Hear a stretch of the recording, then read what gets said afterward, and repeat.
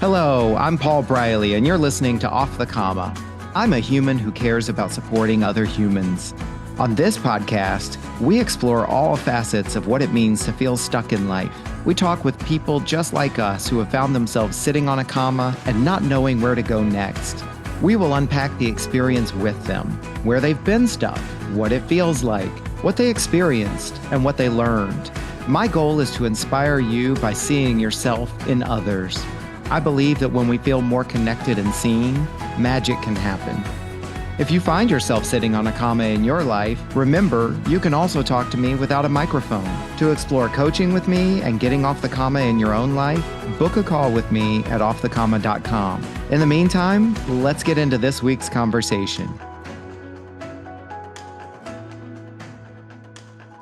Welcome back to another episode of Off the Comma. I am excited to have a guest with me today who is new into my circles. And what I love about the conversation we're going to have is that this kind of represents how you just never know who you're connected to might be connected to someone, and then that brings somebody else into your circles, right? So you all have heard me talk before about, oh, this is somebody that I know, or this is somebody I've recently met and spent time with. And Joe, that we're going to be hearing from today, is brand new, and yet we kind of came together through a very interesting set of circumstances. You know, a guest that I had on who had been on his podcast, and then I listened to his podcast and vice versa. So I'm very excited to be talking to Joe today and hearing his story about his experience with sitting on a comma. So I'm going to hand it over to you, Joe. Welcome to the show, and tell us how you'd like to be known. Well, thank you. I guess if I had to narrow it down, I hope that I come across as empathetic. I hope that's a big one. I feel like I've got a good sense of humor. I don't take myself too seriously, and but on the other side of that, I'm an advocate. I'm for the underdog. So I guess that's how I would describe myself. Yeah, very, very human-centered is what I'm hearing. Like very much about your connection with others and how you see and support others. Yes, very relationally driven. Cool. What else would you like to share with us? Tell us a little bit about who you are. Yeah, well, my name is Joe Smith. Shout out to my parents for the creativity. I've been married for almost 25 years. We have two kids, one that's getting ready to be 22 and one that's getting ready to be 15. Mm-hmm. We're here in Florida, Gainesville, Florida specifically.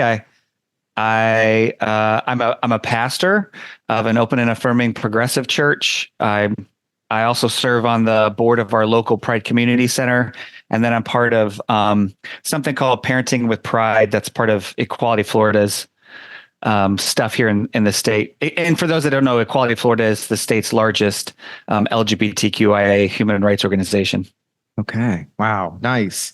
Sounds like you're very involved in your community, which really kind of reinforces what you were sharing about yourself as a person, right? Yeah, we are. Yeah, nice. Very much so. Well, I think we're going to learn a lot more about you through your story today, and I'm excited to hear as well.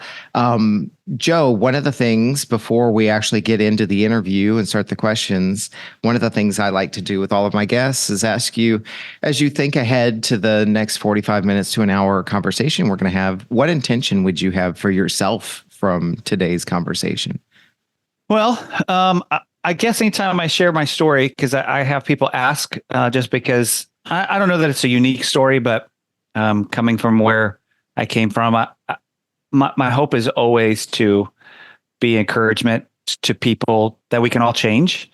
That just because we started in one spot doesn't mean we have to stay there. That we kind of, if we want to, we kind of just kind of own that story. And just because life is pulling you in one direction doesn't mean you have to go in that direction, right? Mm-hmm. And even in those seasons where it feels like it's pulling you one way and you can't go, if you just keep pushing through, like if you just have the courage to walk through that door.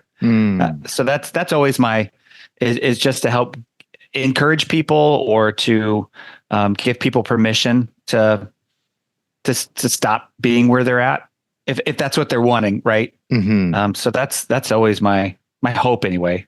Okay.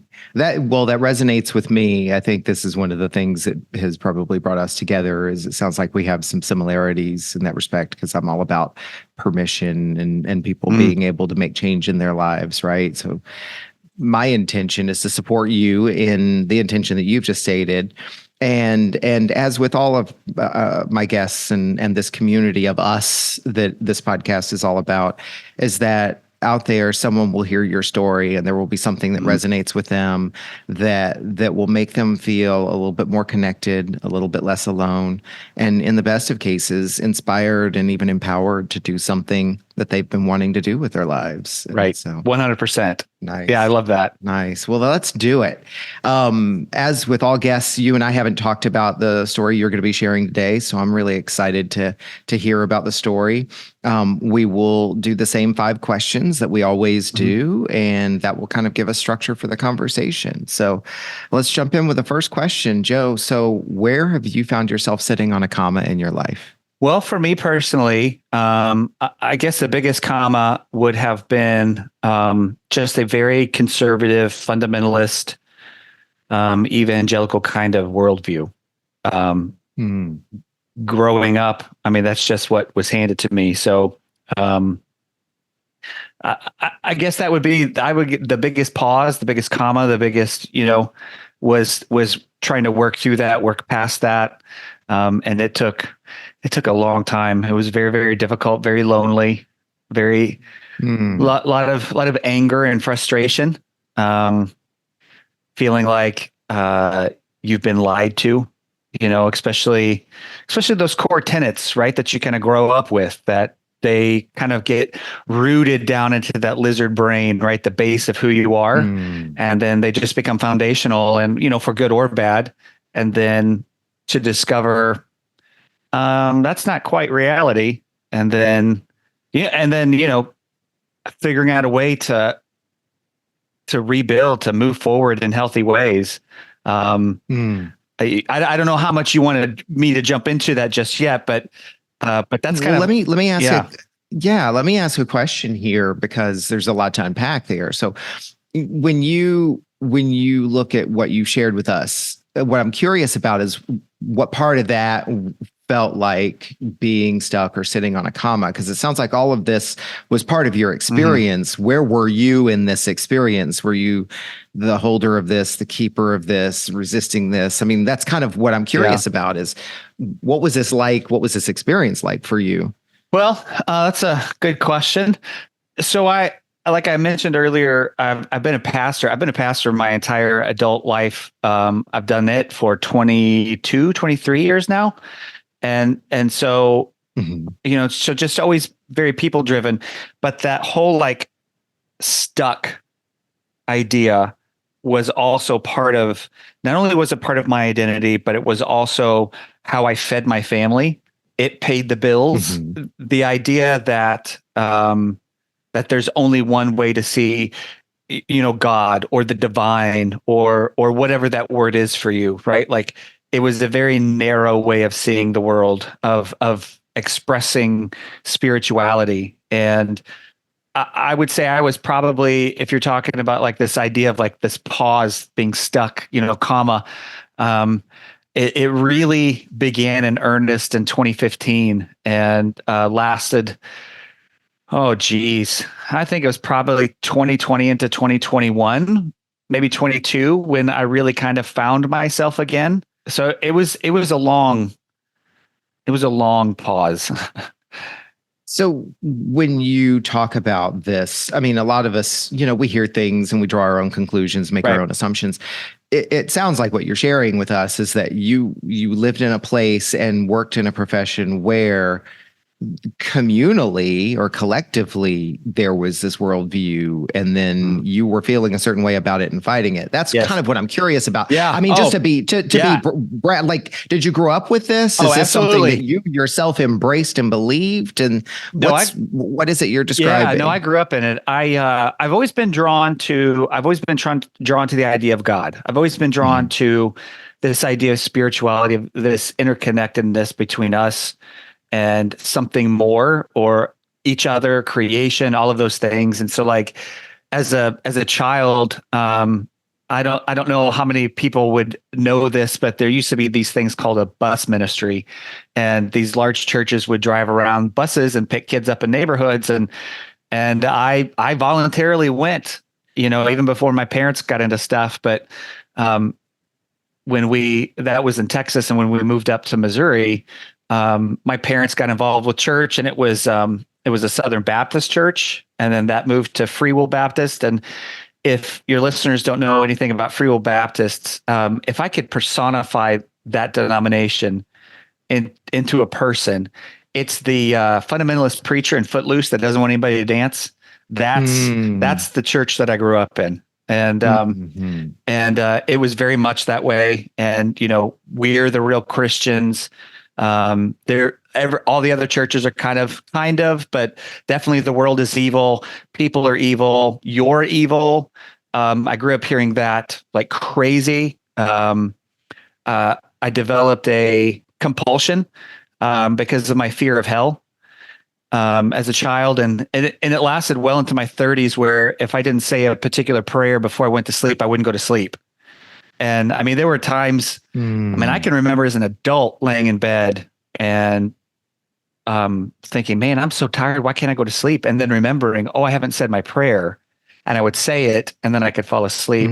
So that was kind of the fear-based religion that was handed to me. Fortunately, my parents, that was not my lived experience at home. And so they saved me from even more religious trauma than I would have had they been that way too in the home, but they weren't like that. They're still not like that. So they were kind of a bit of an anchor, but still, even at, 8, 9, 10 years old, you're hearing somebody that's on a stage that's supposed to be, somebody to look up to, or a professional, or in my case, it was like the voice of God telling me these things. Those things got, rooted down deep inside. And I'm sure that there are plenty of people that can resonate with that. Yeah. Well, and I'm hearing this kind of story of in your formative years, in your youngest and most kind of learning and absorptive years, you had this kind of belief and connection already in you that felt innate and natural. And then in the community, it started to support that. And then also, it sounds like, distort and or kind of manipulate that in a way. Those are my words, not yours. So correct me. Anytime I reflect something back, you correct me. No, that's exactly right. No, I think that's 100% correct. And I think that's where a lot of my anger and frustration came from, was because, I've always, like I said, I've always been drawn to this other, and it felt very much like it had become distorted. Now, I didn't have the language for that at the time. I don't even know if I would have thought that at the time. But looking back, once you kind of deconstruct, or however you want to deconvert out of, high control religion or very cult-like situations, you can kind of look back, and hindsight being what it is. But it was very distorted, very warped kind of.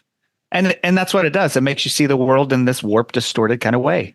If everything is bad, if you're coming from a place of scarcity, if you're coming from a place of, fear, then that's how you treat the world, right? That's how you treat other people, because, well, this is the baseline reality. So in a way, that's how you're trained, right? Yeah, I mean, isn't that right? It's interesting when we look back and reflect on things and kind of try to find the words to narrate it. It's like, wow, it seems like it kind of created, this is how I ended up looking at things. And yet, wasn't that kind of the intent in the first place? Again, this is us pontificating, right? But if you're part of an institution that holds a specific worldview, and that worldview is about focusing on evil and badness in people, isn't that kind of the intent, right? I look at so many other conversations we could have about the world today, and people, don't they understand? Yeah, they do understand.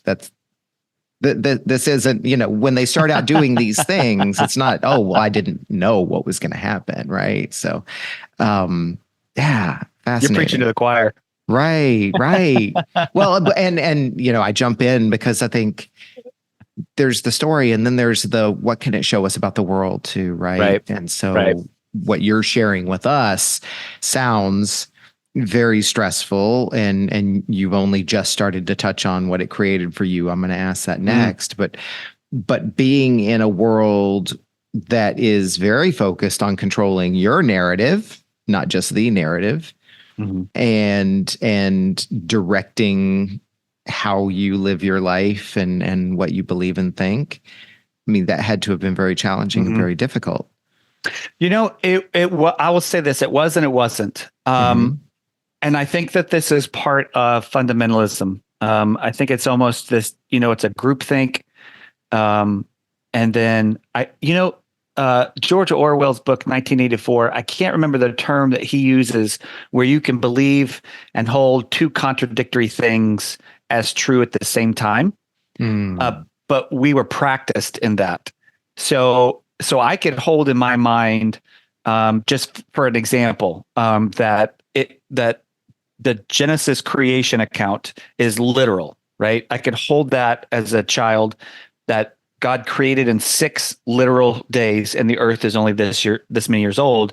But then I could go to school and learn about evolution and dinosaurs and, carbon dating and all these things, and hold that as true and not feel any internal struggle because I'd been taught to do that anyway. I will say the parts that were most frustrating, that were the hardest, was when it came to relationships with other people, because the things that we were taught, the things that we were told about those outside the church didn't match lived experiences.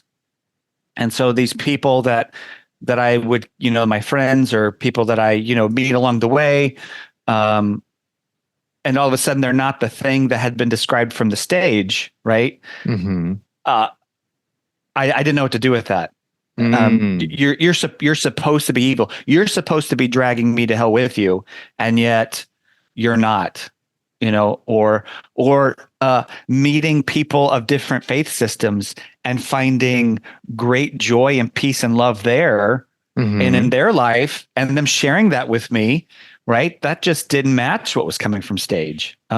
It's interesting because what I'm noticing is, you just shared with us this being able to hold two beliefs is true, the creation story and the evolution story, and not have any dissonance there, and yet shift to the example. And what I'm told about people and what I experience about people, you're not holding those two separate things as true. Now there's some significant dissonance there. There really was. And I hadn't thought about it like that before, but that's very true. And I don't know if it's maybe because I'm just, my makeup, I'm very relationally driven. I'm very, very much a people person. So maybe that was my difficulty in that. And maybe if somebody was more scientifically or analytical, it would have been the other side. But it was, and that's how I began to move past this, was the relationships. It was those lived experiences. It was these connections that I was having with people where, I was being told one thing, but then all of a sudden I'm over here and I'm with somebody else, and it looks like a duck and quacks like a duck and walks like a duck. And it's in a flock of pigeons, and you know what I mean? Like that whole, the emperor's wearing no clothes. Right. Yeah. And I could not, it just started creating more and more and more cracks in that very fundamentalist foundation. And at some point, those cracks became too big and it all just crumbled. What I'm hearing too, that seems like it's significant, Joe, is when we're talking about creation and evolution, like you don't have direct experience with that. You're going to take that however you take it, but you haven't touched it. But when it came to the relationships in your lives, you had direct experience. So now you're tapping into something else, right? Because wait, I'm in this. I'm seeing this. I'm hearing this. I'm feeling this. So it seems like that's good. It's a stretch here, but it seems like you started this story with, I always had a sense of something. I don't remember the exact words you used, but a sense of something greater, or a sense of connectedness. And now here you are kind of tapping into that. True. It seems. That's interesting. That is interesting. I had never thought about it like that. kind of learning stuff about myself as we chit chat. But this is that's what's true, great though about people, right? Yeah. Is the mirroring and the being able to see Right. ourselves in each other and kind of hear ourselves from somebody else's mouth, right? It's the value almost in that. as if, it's almost as if we're all connected. Right. Exactly. Yeah.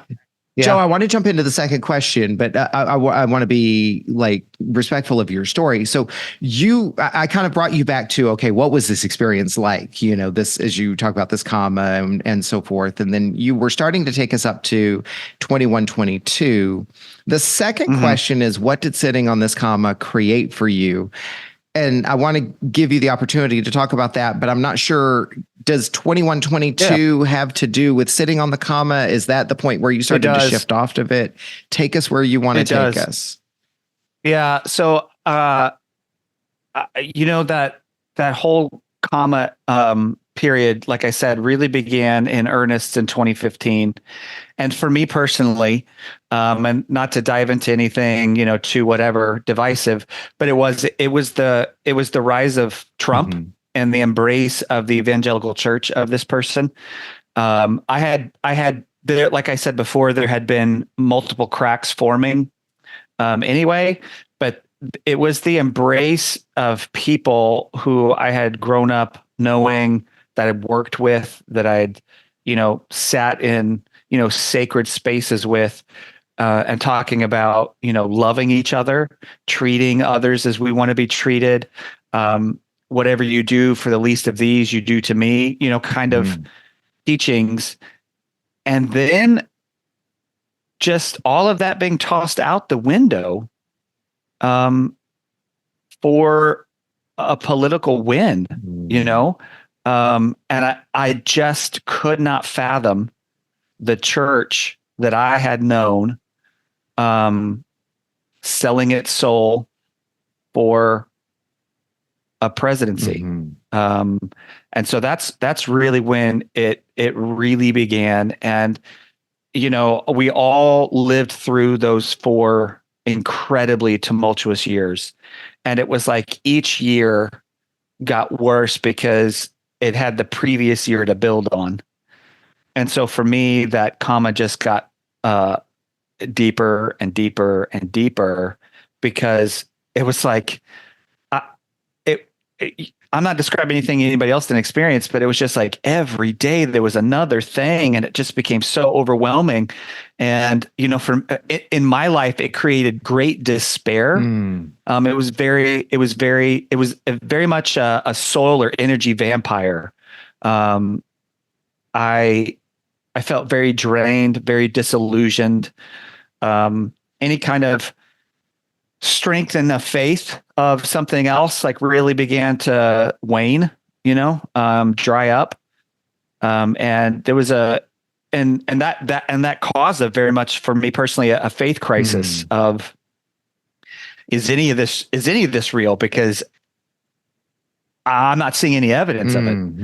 And so it was just, I guess if it produced anything, especially initially, it was just that dark night of the soul kind of season, you know, where it was just, I mean, I can remember a moment where I was walking our dog, and we've got a little walking park at the end of our neighborhood. And it's just, you know, it's a beautiful area. I would walk the dog in the evenings, just kind of decompress, or I'd listen to podcasts or books or whatever. And I don't remember what I was listening to at the time, but I can remember I had to grab a tree. I had to stop the dog, and I put my hand on this huge oak, because whatever it was internally, it felt like the world had just completely crumbled underneath my feet, and everything was, nothing was concrete. So I had to grab onto something, because I felt like internally that I was just falling. I just was falling. And it was all wrapped up in, you know, that deconstruction, or however you want to phrase it. But the largest part of that pause for me was honestly despair, was darkness. Can I dig a little deeper in that? I'm curious, and this is what I see as valuable moments of these stories, and why it's so important that we listen to each other's stories. We live in a society where we're taught to just automatically make assumptions, and yeah, me too. I know that. I know what that means, but we don't. And so, what's coming up for me is, as you're telling this story. And I sit on a specific, I'm not going to lie, I sit on a specific side of this fence, and it is not that other side that you've been talking about. And yet I have a responsibility to also like try to understand as much as I can. You're talking about this despair, this dark night of the soul. I can certainly relate to that as a person, but it also occurs to me that that's not everybody's truth. There were many people who were feeling quite the opposite that. Right? Many people, for every day that you had a dark day, many people were having a bright day. And so I'm not going to sit here and pontificate on who's right, who's wrong, good, bad, none of that crap. What made this such despair for you? That's such a good question. You know, I think it was, I think it was the fact that this institution called the church, and maybe there's probably a lot of people that can't relate to this, but for me growing up, I mean, it was everything. And maybe that's, looking back on it, that was, unhealthy, probably so. But it was, I mean, I grew up in it. I went to seminary for it. I worked in it. My life revolved around it. And then all of a sudden it went from bride to, to, I don't know what would be the opposite of that. It just hoarded itself out. I could not understand. And so I was already in the process of like auditing my faith, because I was seeing things that didn't line up. My lived experiences didn't match things that I had been taught or was still teaching. And so it just was like this whole big mess of what the church was doing in the political world and the United States, and the harm that it was producing, specifically in marginalized groups, people of color, queer people, immigrants, the rhetoric that was coming from the administration that was being embraced and parroted by church leaders. And then this faith system that was crumbling anyway. It just kind of came together. It was like a perfect storm. And I didn't know what to do with it, to be honest. I didn't know where to go. I didn't know what to think. And so coming from a place of great security, and that's what fundamentalism gives you, right? It's a structure. It's a clear black and white thinking. These are the good guys. These are the bad guys. This is wrong. This is right. Very certain. And coming from that worldview, growing up in it, and then spending part of my professional career in it, and then all of a sudden that not being there anymore was incredibly disorienting. And yet, here's what just came up for me, Joe, is you were, I mean, for all intents and purposes, you were trained that, as you said it, right? You were trained to be ready for this and to embrace this and to roll with it, right? Like you literally just said, like the security, all the things that we were taught and everything, like you were prepared to be okay with this, and yet you weren't. That seems like that's the pulling apart point that I'm hearing in your story, is there was something deep within you that said, despite everything that I had been prepared for, there was a different knowing within me. Yes. That's actually a really good way to describe it, this pulling apart, because that's very much what it felt like internally was, the person that I had. Yeah, like you said, I think that's a 100% accurate. The person that I had been trained to be and how to teach others to be, when, the rubber hit the road, it just fell apart. It was like, I can't do this. Like if this is what my faith system is supposed to be, then I can't be a part of it, because I see what it's doing to people. It's harming people. And then part of that despair, add on top of that, for me personally, was the fact that I also propped up, perpetuated, taught things that harmed others. Fortunately, I've always been very relational, so I was always very careful what I taught from a stage. But that didn't mean I didn't have conversations with people, or support ideologies that I work feverishly against now. So there was a tremendous amount of shame and guilt, recognizing that I was a victim of this system, but then in my victimhood, I passed that on to others, right? That this thing that had been given to me that was still internally harming me, that I was just like, oh yeah, this is God here. I'm going to teach you this too. And then waking up one day, waking up over a time frame, and then realizing, oh, they did that to you, but you also helped do that to others. So there was a lot of shame and a lot of grief, and I made a lot of phone calls to a lot of people, to apologize. Yeah. What I'm hearing, first of all, is, I mean, thank you for sharing this, because it's such a powerful example of, what internal conflict can look like. And we're all raised in different systems that really shape our beliefs, right? And I've heard so many stories. I have my own stories, right? And whether it's church and faith, or it's family structure, or it's the ways that families will take liberties with ourselves and our bodies, and so forth. Like, all of these things shape our systems. And at some point we come into our own, and then all of the things we've been taught and how much we've aligned ourselves with those are called into question. You led, when you were introducing yourself, with empathy. And what I'm hearing is that your empathy really started to stand out, and to make itself heard, because so many of these things that you've experienced were a direct contradiction with the empathy that you knew to be true and important. That's very true. And since, I'm not jumping ahead or anything, but I have since learned to apply that to myself as well. And I hold my past self with a lot of grace, knowing that I did what I thought I was supposed to be doing.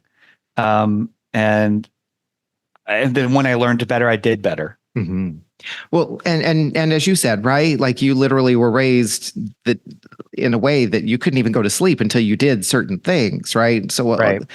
Absolutely, I think we all have these things that we deal with where it's like, I did that thing, I'll take responsibility for it. And yet we can also give ourselves grace and say, well, again, back to what was the original intent? Well, why did I do those things? Because at that time, I didn't know what I know now, or I believed in the thing that I had been taught to believe in, right? Yep. And so, yeah, that had to have been challenging.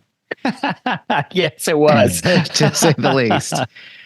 Joe, what you were talking about 2122. The next question in this list is, what have you learned about yourself? But does that relate to 2122, or is there more to tell? It does. Yeah. No, it absolutely does, because, I think, again, not speaking for everybody, because like you said, there's another side of that fence, right? But for us in 2020, with the murder of George Floyd and Breonna Taylor and Ahmaud Arbery, just really brought, and not only the murder, but the response. And again, for me, it's specifically from the white evangelical church. The response from them was atrocious. It was heretical. There's not strong enough language to describe their response to these just historic injustices that were really brought to light, kind of came to a head, and it was a real moment. My wife and I, it was a real moment of, do we want to be a part of this anymore? We were part of a church here in Gainesville called Shift. That's the church I lead now. And even at that time, when it was still much more evangelical than it is now, it still it still was creating a different kind of third way, a different space. And that was the only thing that kept us holding on. And by that time, I was deep in the throes of, I don't even know if I believe in this anymore. I don't know if there is such a thing as God. I don't know. I just don't know. And so, into, that 2020 into 21 and 22, I did do a lot of growing. I did do a lot of learning. I'm a dog with a bone. So I just grabbed anything and everything I could read on just a number of topics. And I just wouldn't let go of it until I was satisfied that I had learned all that I could. And so, whether it was theology or it was African-American history or it was queer history or it was the question of inclusion within the church on those things, theology. I mean, I just didn't let it go, and I just kept digging and digging and digging. And I, looking back, I guess, what I learned about myself was that I was still trying to create that same fundamentalist structure and put something else over it. So I was still trying to find all the right answers. If I just find the right answers, it'll fix everything. And, there are some things that you can find the right answers to. I mean, there are some things that you can land on concrete evidence. And then there are other things that are just like, yes, and, or it's just, we don't know. And I really struggled with uncertainty. And that's what I was doing. I was trying to maintain the structure and then just clothe it with something else. And so I had to be careful. I had to turn off the TV. I stopped watching news. I haven't watched any news channel since 2020, the summer of 2020. I keep up. I read. I know I know what's going on, especially on the local levels, because we're in the state of Florida. But I had to stop being almost discipled, almost taught by the talking heads. Right? It's, yes, you're going to find news, but it's a business. It's news entertainment. Right. And so I had to be careful because what I was hearing and watching constantly was really poisoning my soul. Like it was, it was doing me harm. And so I had to be careful with that. I'm hearing a lot of self-noticing and self-observation. Like what I'm hearing you describe is I definitely wanted to, again, pull apart, go a different way, find a path that still creates inclusion, feels right, and yet somehow still holding to the old ways within that desire, and trying to notice, like learning and noticing all at the same time. Yeah. What did you mean when you said I was still trying to create the same structure and put new clothes on it? You talked about that, but I really want to hear more. What did that mean? So with a lot of the work that we do here locally, we help a lot of people coming out of those fundamentalist places, and the tendency is that you keep the same fundamentalist structure, and you just apply a different belief system to it. So you end up being just as much a jerk, even if the belief system is better or if it's healthier. But if your attitude is like, this is the way, this is the answer, a very binary black and white thinking, versus a more dualistic or a non-dualistic yes and way of seeing the world, then you just recreate the same thing. And you just use different language, but you essentially sound the same. Just swap out some words, and you're my fundamentalist preacher growing up. Your words sound better, but your attitude is the same guy that stood up on the stage and told me that I was lower than worms, and I was trying to recreate that with different language, with a healthier way, not realizing at the time that I was just using the same skeleton that had been handed to me already. It's interesting. It's like the factory is still the same, even if the products coming through it are different. So, because there's still the same process and structure as you described. There's still the same binary thinking. And what I'm also hearing, you tell me if this is the right word. There's still righteousness wrapped around all of it. Mm-hmm. And a lot of self-righteousness. Yeah, and being right. Yes. Right. That's it. That's actually that's actually a really good point that I'm glad that you said, because on either side of that, if it is that fundamentalist structure, the point is to be right. So whether I'm on the right or the left or somewhere in between, again, it's the same goal. I need you to think the way that I do. Mm-hmm. You know, whether it's for validation of what I think, or if I think this is the only way or the right way. That's exactly 100% correct. It was about being right, and I needed to be right. And it's fascinating how easily, like in the human nature of it all, how easily we can shift, right? I mean, there's just so much to unpack in this in terms of what it reveals to all of us, right? To go from being completely right about something that feels wrong, and now I feel so strongly about the other thing that feels right that I'm right about it. And as you already said, we're still perpetuating the same structure, the same system. Yes, 100%. Fascinating. Yeah, so much for us to learn and notice about ourselves within that right there. Yeah, it took, for me personally, it took some time. It took a mentor walking me out of that. I had to have a real moment, several moments of, real vulnerability, of real honesty, about myself, and about what I wanted or what I wanted to become. Mm-hmm. And at that, when I was in the middle of that, I did know the answers to those things. I just knew that I didn't want to be what I was, and I didn't want my life to continue to reflect that. And it was that moment, and I recognize that moment now. And it happened in another conversation just a few days ago, where I looked back and was like, I can actually pinpoint when that happened now. And I was sitting with that mentor, that friend, and we were in a Starbucks, and just in a room full of people. And man, I'd never felt so alone in my life.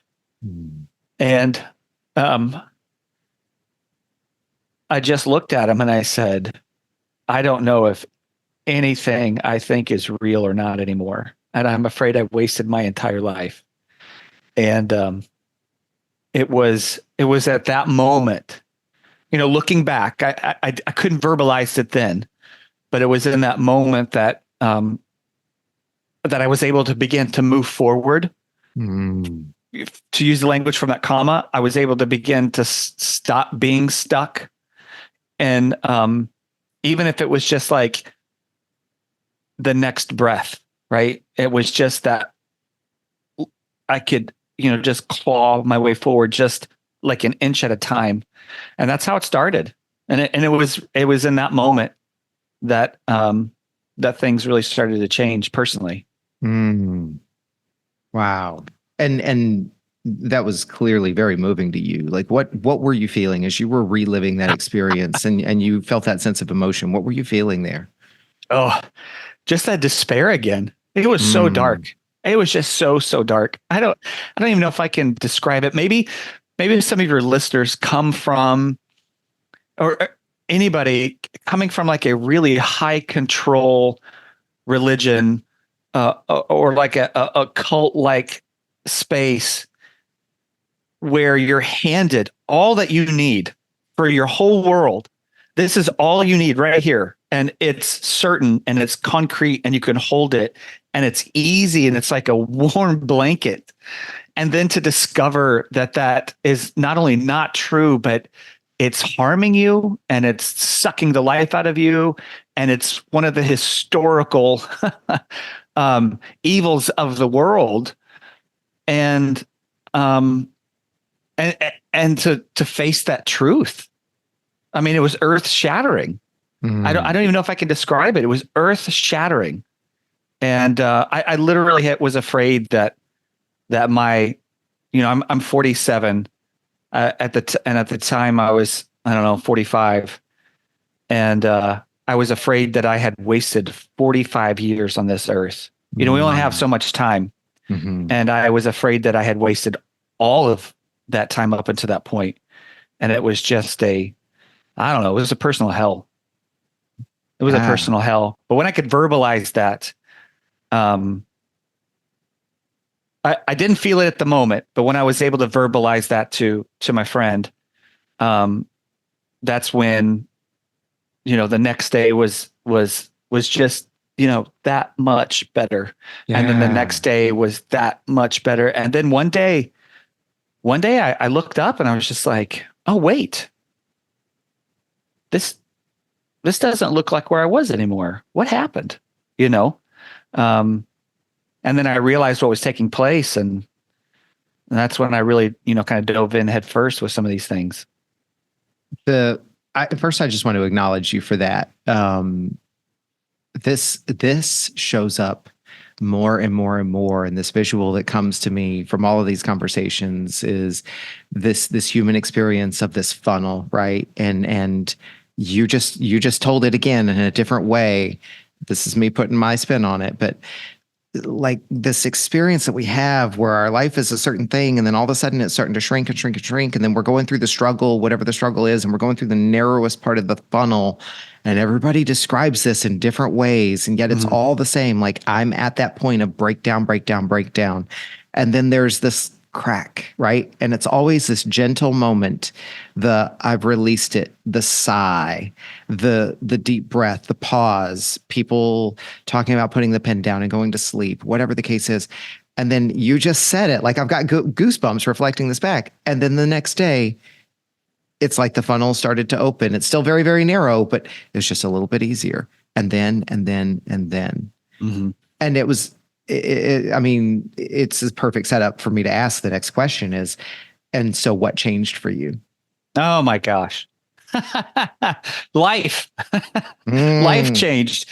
And again, like I think you said it perfectly, right? It was just a little bit at a time.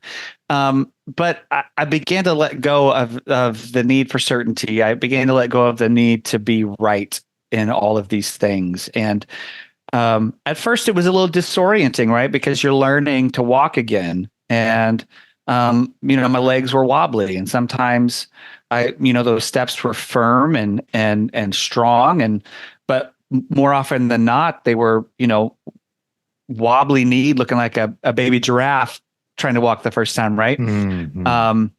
But the things that I began to discover was just the rich beauty that is in life and the creativity of our world and people. And I began to meet people. One of my good friends, Tamara Perry Lunardo, she is the board president of the Pride Community Center here in town, and I work with her, serve with her, and we started having conversations, and that led to meeting other people and recognizing, like, you are not what I was told, and our lives, my wife and I, she went through this with me, not to the extent, because she didn't come from the same places, but she was part of the journey the whole time. And we met some of the most beautiful people and relationships that have just made our lives so rich and deep. And I get choked up thinking about it because I'm so thankful and grateful for that dark season, because had that not happened, I would have never met these people. Mm-hmm. And I would have never experienced just true unconditional love. Let me tell you, like, the first conversation that I had with Tamara was over the phone, and she took my phone call knowing where I had come from, knowing what I had spent my life doing. And she still took that phone call, and she was so gracious. and allowing me a space to learn and to grow and to ask questions. And it wasn't her job, right? It's not her job to fix me. It's not her job to give me permission to do those things. Like, I'm a grown man. I just didn't know where to start. And she was so gracious in doing that. And I and that's where we do a bulk of our work now, is within the queer community here locally and in the state. And I often say that I have never experienced unconditional love like I have from them. And I don't mean that as a broad stroke, like, to just paint everybody. We're all human. We all have things, and some people, my past is triggering, and I 100% understand. But my experience, the overwhelming experience, was one of love and acceptance. And since that time period, it's that deep beauty and connectedness that then drives us to do the things that we do now. It is the fuel behind all of the work that we do. And I discovered that this idea of God, how could, if there is a God, and I'm okay with saying that. Like, people ask me, I describe myself as a Christian agnostic. If there is this thing, God, right? If there is this universal spirit of love, if this thing that drives the engine of existence, right? Then how in the world could we possibly create a box and say, this is what that thing is? And I have found that to be incredibly beautiful. And so to me, that also fuels this idea of this interconnectedness where, I can talk to my Jewish friends and my Muslim friends and my atheist friends and my agnostic friends and my Buddhist friends, and there are still commonalities that we all share. We shared values. So that's the thing that we really focus on now, is shared values, not shared beliefs, right? Because I can believe different things, and if it's not value based, it's still whatever, right? Like, okay, great, but how is that producing goodness in your life? How is that producing goodness in others? And so we stopped asking the question, is this true? And we started asking the question, is this helpful? And if it's helpful, good, then let's go with it, right? Where before the question is, well, is it true? Because that's the fundamentalist structure. And so, those are things that have just, made our lives just so, I don't even know how to describe it. It's just so much better. Yeah, let me reflect back. I mean, there's so many things that I'm personally taking from this, right? Like, first of all, just this observation, the sheer irony that the thing that you, and tell me where I'm wrong, or if I'm wrong in restating this way, the thing that you thought you were creating and that we're striving for and seeking, you didn't find until you went on the other side of the belief system that you were, trained. 100%. And then also this, like, as somebody who's empathetic, whether you identify as an empath or not, but somebody who's clearly deeply connected with feelings and the feelings of others and human experience, look at how intensely you felt those feelings on both sides of that funnel, right? The deep despair that you described. And now I'm seeing, because I get to have a visual experience with you here, right? And we're hearing this deep sense of something far warmer and more loving on the other side of that funnel. So still the same feeler, still the same intense capacity for emotion, right? But look at what the things you get to feel are on either side of that funnel.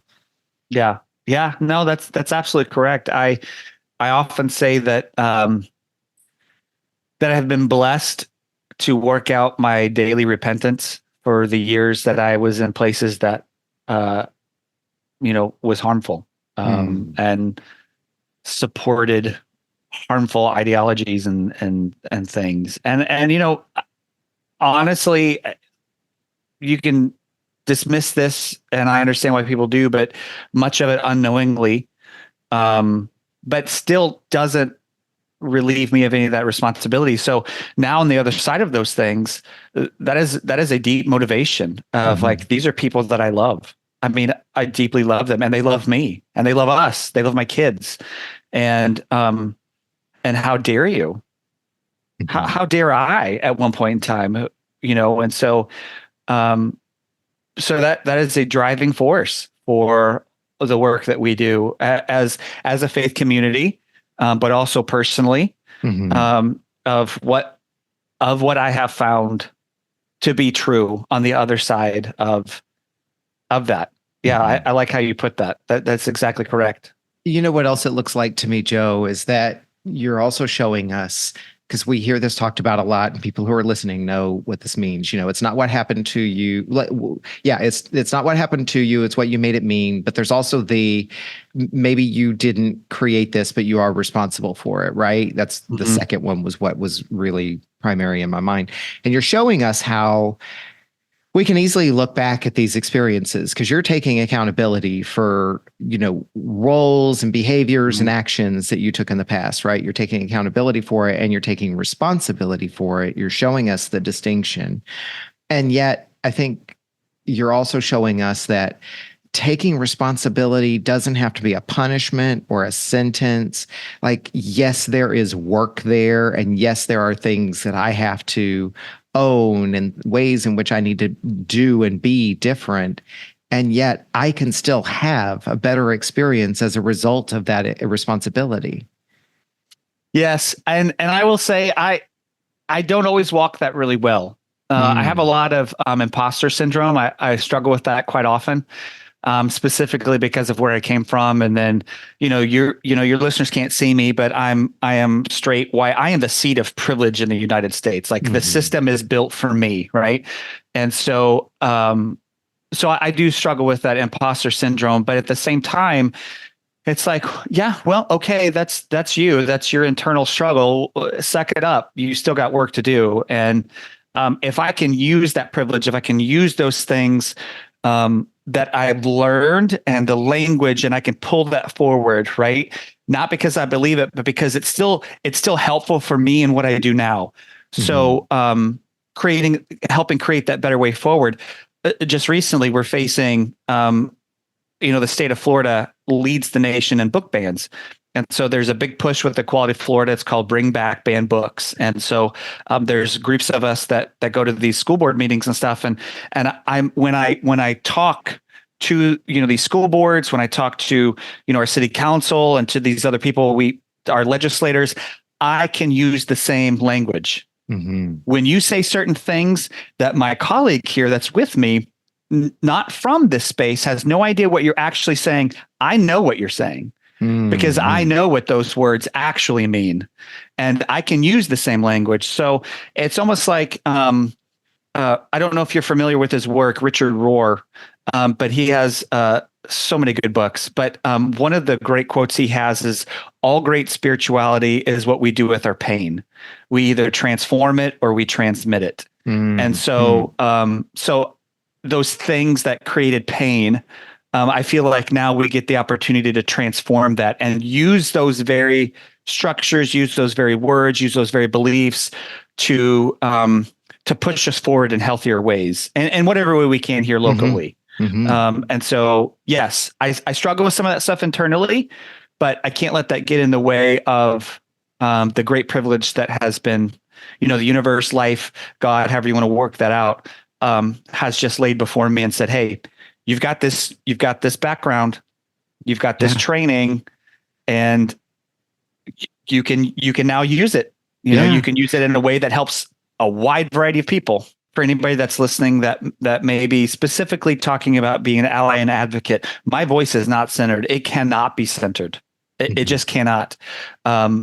For us now, recognizing that what are doorways for so many people has been a hallway for me. It's just a hallway. It's just one big open, here you go. And so now my responsibility is to not force somebody, right? But because of the privilege that I've been given, I can help hold that door open for somebody else that normally that door would have been closed to. Mm-hmm. And I take that seriously. I mean, I think that's a deep, I don't know if responsibility is the right word, or, but I take that very, very seriously. And, which is why for us, like the whole podcast thing is centering the voice of queer people in this space.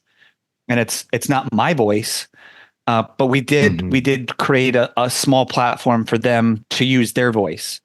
It's things like that like you said, it's the reason you have to say something, because you did sit in those boardrooms. You did help with those decisions. So now you have to say something because you saw what it was like when those doors were closed and nobody else saw it. So I that resonates with me deeply. And it can be a powerful change in all directions, right? It's not just now, hey, I'm shifting and I'm going to stand up for the individual person or what have you.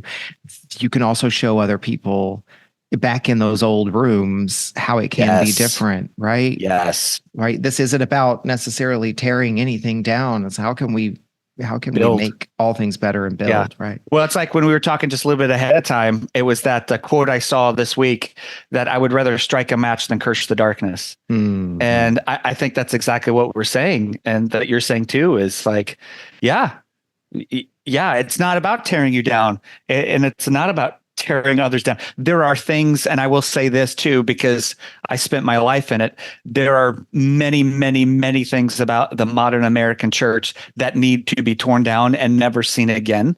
But it can't just be that, right? It can't just be demolition. Mm-hmm. Like we need to create something that's better, that's healthier, that serves all people and not just a select few that look like me. Mm-hmm. Joe, as we wind down, the last question is, what does getting off the comma look like for you? Oh, man. I thought about this, but like the direction of our conversation, it just kind of changes and goes. I think for me, it's just continuing to do the work and sharing in that work with other people. One of my greatest joys in life, and I do this all the time. One of my greatest joys in life is sitting for coffee with somebody, whether it's in person or Zoom, because I do both, and helping them. That coming from the same places that I came from, right? That's where that's what I know, and helping them work through that same process of. I had a conversation just a week and a half ago of somebody that I've known for, oh my gosh, I don't even know how many years. And they are still in church. They're not currently now, but they were still in church spaces that we had come from, knew the same people, worked with the same staff. And just through this relationship that we had, and they knew what we had gone through, reached out and we started talking, and I was helping them see some of the same things that I saw, and they were like, oh, there that is. And and helping them in their journey of healing and rediscovering, and to use the language of your podcast, to get off of that comma, to get unstuck and to begin to move forward in healthier ways. So for me, honestly, it's then now getting to participate in the work and showing people it doesn't have to be that way. Like that's not, like, I understand that that's what we were given and we were told that this is the way life is, but that's not true. And it doesn't matter what those people are saying to you now, because it doesn't. You don't have to give that. You don't owe them anything. Mm-hmm. And life is so beautiful over here.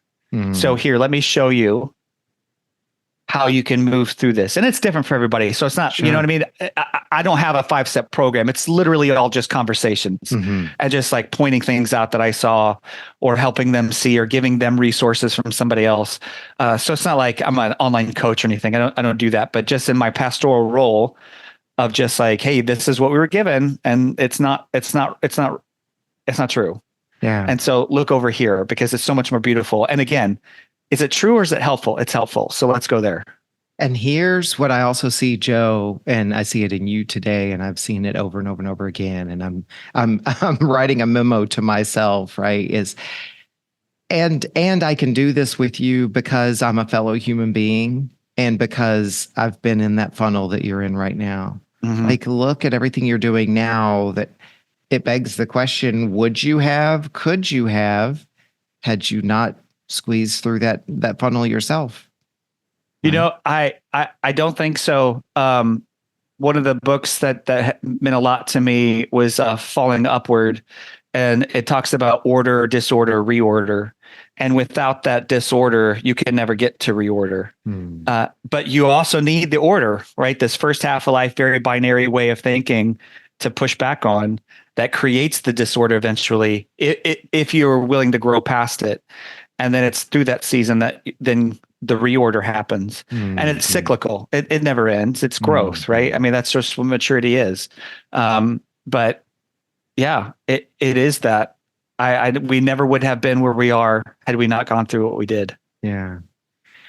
Joe, thank you for your story. Let's kind of do the digits here. So, where could people find you if they wanted to contact you or see what you're up to, follow your content? Yeah, I'm on all the socials except Threads. I couldn't do one more. So, but I'm on Facebook. It's just Joe Smith on Facebook, and the real Joe Smith on Instagram and TikTok. I'm on Twitter some, but not so much. That's kind of a just a one gigantic cesspool anymore, and I can't I can't swim in it. And we'll But put these links in the show notes, right, obviously. Yeah. yeah. So I'm that you can find me on it there, and it's all public. I don't have Okay. private stuff. Okay. And I've checked out your platforms. I mean, you Yeah, do have you're posting, you're active yeah, out there, you're putting things out there that are of interest to people. So okay. yeah. One thing else, Joe, that we do here, because in this podcast, I believe very firmly that part of your story is also the people that you talk about or that you touch and that you interact with in your community. You've already shared that with us. So we do this thing called acknowledgments, where I give you the opportunity to give a voice to, boost, lift up, promote people within your community who might not otherwise get the visibility. So who would you like to acknowledge? And of course, all of the links will be in the show notes. Yeah. So first of all, I want to shout out to our my tribe of weirdos. Some of them are part of our faith community at Shift, and some aren't. But um, they, it's a very unique situation. They give me the space to do these other things that aren't very. They're not a traditional like pastoral role, right? Mm-hmm. And so they allow me the opportunity to do all these extra things, and they see it as just part of an extension of our faith community. So Mm-hmm. Shift and my leadership team, they're amazing. Pride Community Center of North Central Florida. Um, of course, we'll share this, but the board members that I serve with under Tamara's leadership and Don Smith Lopez, who's the vice president, just do tremendous, like life-saving work. I get to work with a beautiful human named Deb with our student meetups, and I mean it is 13 counties, and we can't do all the things that we want to do, but they are just phenomenal people serving in in a state that just is actively trying to get rid of queer people and people of color too. But I think that those are my biggest two shout outs, especially locally. Yeah. Okay. All right. Well, Joe, thank you for coming on, sharing your story, sharing your experience, letting us have this conversation and dig a little deeper.